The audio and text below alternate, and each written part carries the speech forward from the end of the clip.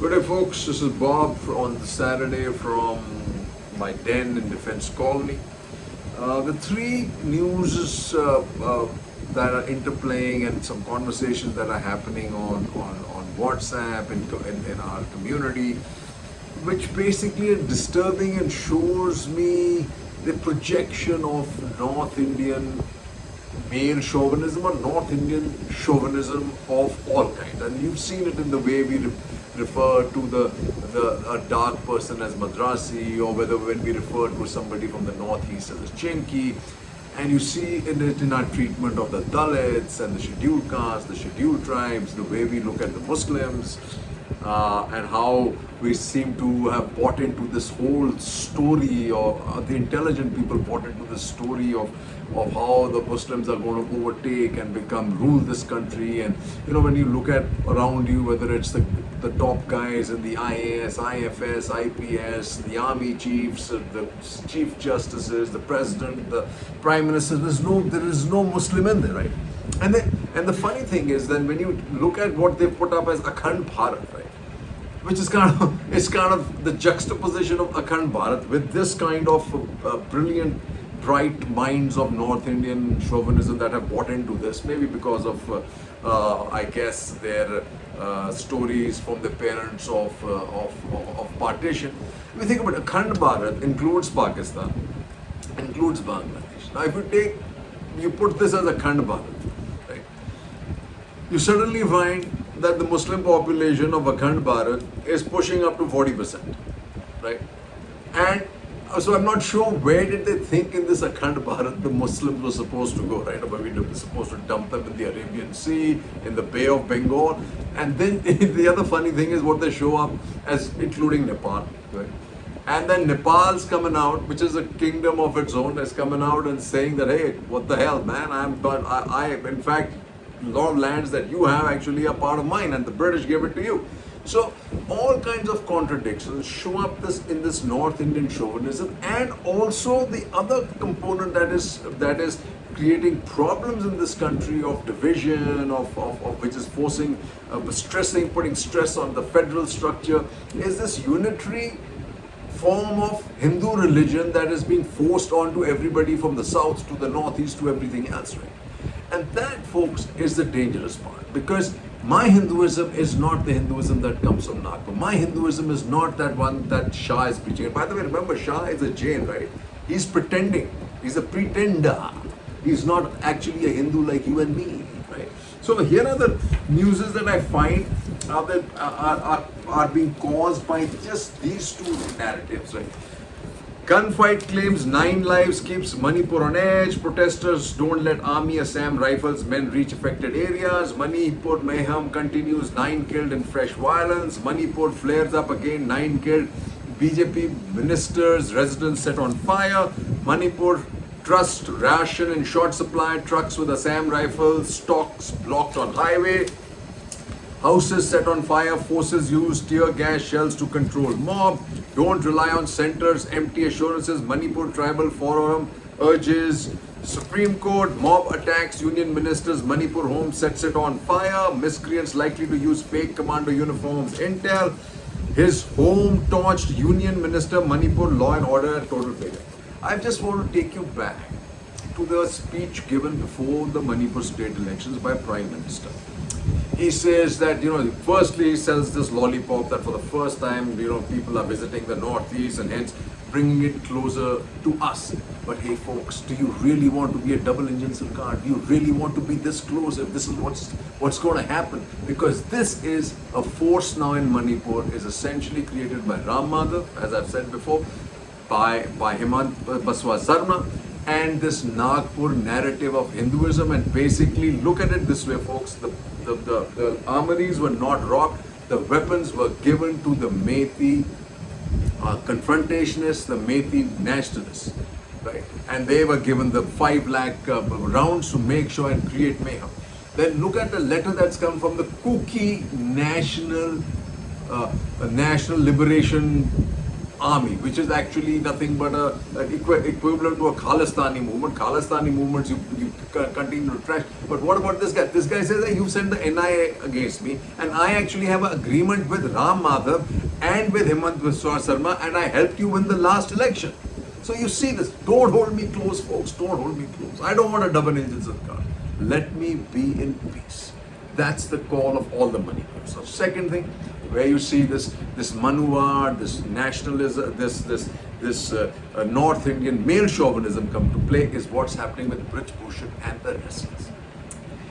Look, twice this youngster who's below the age of 17 went out and made this claim that she was sexually harassed and abused by Brij Bhushan while she was a minor, and hence the POXO.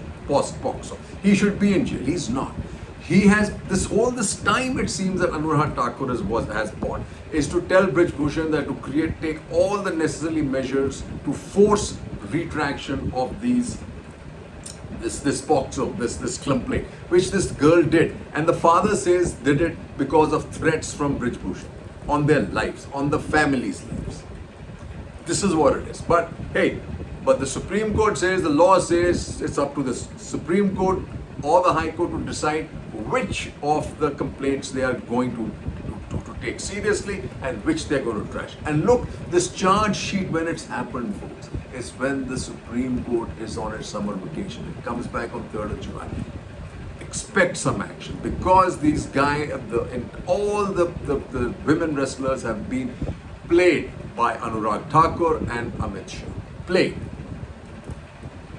And this is for all the people, right-thinking people with some brains, maybe bucks, but hopefully with brains, to understand why their kids, their daughters and sons and everybody's under threat. Eventually the wolf is going to come to your house.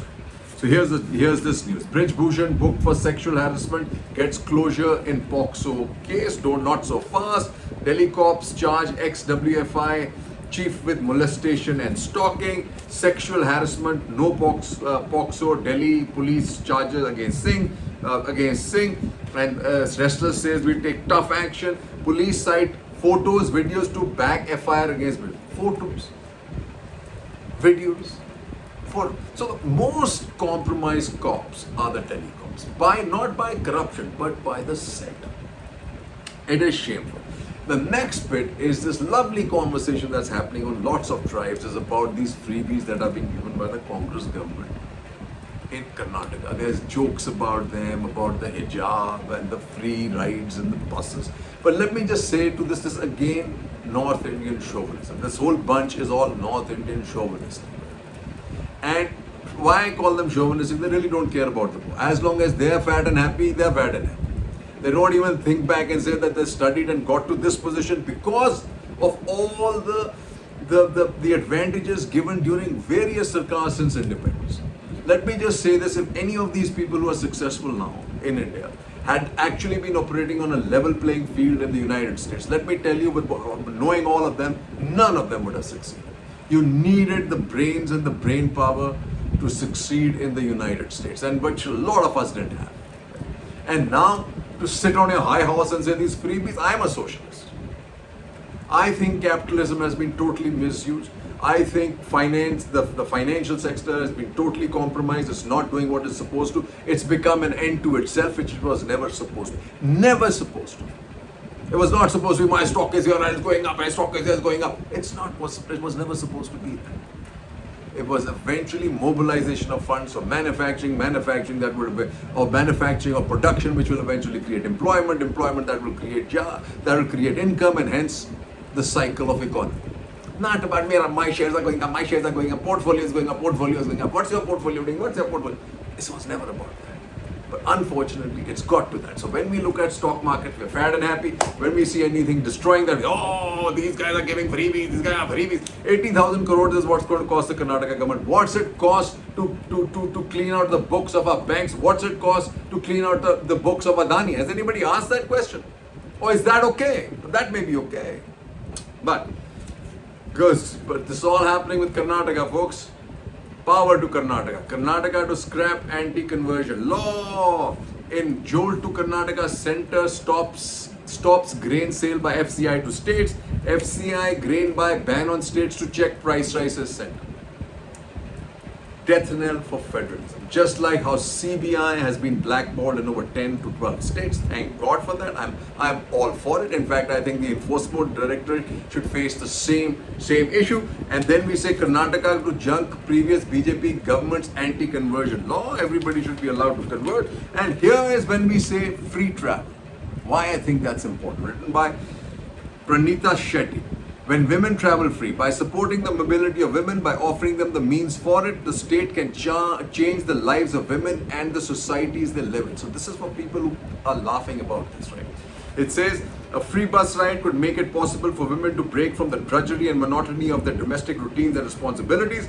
By lessening the economic burden of mobility, it would allow women greater choices with regard to educational institution they want to attend and the workplace they want to enter. The major impact will be experienced by women who belong to the economically marginalized section of society and take on the burden of supporting their households. Remember that, folks, okay? I know that. I am a women-centric household, how important it is for women to have mobility. Sengol that must not bend. Okay? I have this lovely piece. Stronger research education ties in focus during Modi's visit to US. How that's ever going to play out with the retrograding of our education system to a make-up Vedic period, not the actual Vedic period, the make-up Vedic period to suit the current narrative, right? Is this Sengol that must not bend? The Sengol is a clear symptom of what we are doing with ourselves and the education. He says, Trillavur, Elango, Adigal, Avivar and Sangam poets will turn in their graves if they heard about the starting interpretation of Sengol by the Honorable Prime Minister, the distortion and the BJP spin doctors. In their interpretation, Sengol has become the symbol of temporal power. The imaginary handing over the Sengol by a priest of a former ruler to the new ruler has been portrayed as a transfer of power. So again, he thinks he's a king, right? How history and an ethical principle can be shamelessly distorted was demonstrated on May 28, 23. The trumpeters played the trumpets, the courtiers fawned on the rulers, and the inauguration of a new building that will accommodate the two houses of parliament was converted into a virtual coronation. Lord Mountbatten and C. Rajagopalachari were summoned by the witness to a royal ceremony that was incongruous in a democratic republic. It was unfortunate that self-effacing heads of Saivite Adhidhamas were called to inject a large dose of religiosity into what ought to have been a secular event. Okay. Then he says, to equate the scepter with power is to defile the concept of Sengol. To cite Lord Mountbatten and Rajaji is not only distort history, but belittle a pragmatic viceroy and a wise scholar statesman and attribute to them a lack of common sense, folks. Well, this group doesn't have common sense. Unfortunately, I'm just so sorry to say that all the pucks also really have no common sense. But anyway, so be it. It's there, look out. But when they're doing this, do please look at this. Goods exports dip for 4th month in a row. This is the reality in the middle of the economic page. Not your economy is the fastest growing, not your shares are going the fastest. That is not. That's all bunkum. And not even what is now being sold out as a declining trade deficit. It is a serious problem in our economy. We are the fastest growing economy because we were the worst economy after a combination of demonetization and corona. So we got to be the fastest. 3 cheers and Jay. Open your eyes, have some coffee. Let's talk seriously about things like Manipur and hijab and jihad and college. That's where it is. You need to create jobs and more jobs. You need to create peace in this country, not division. You need to protect your federalism, folks. 3 cheers and your constitution.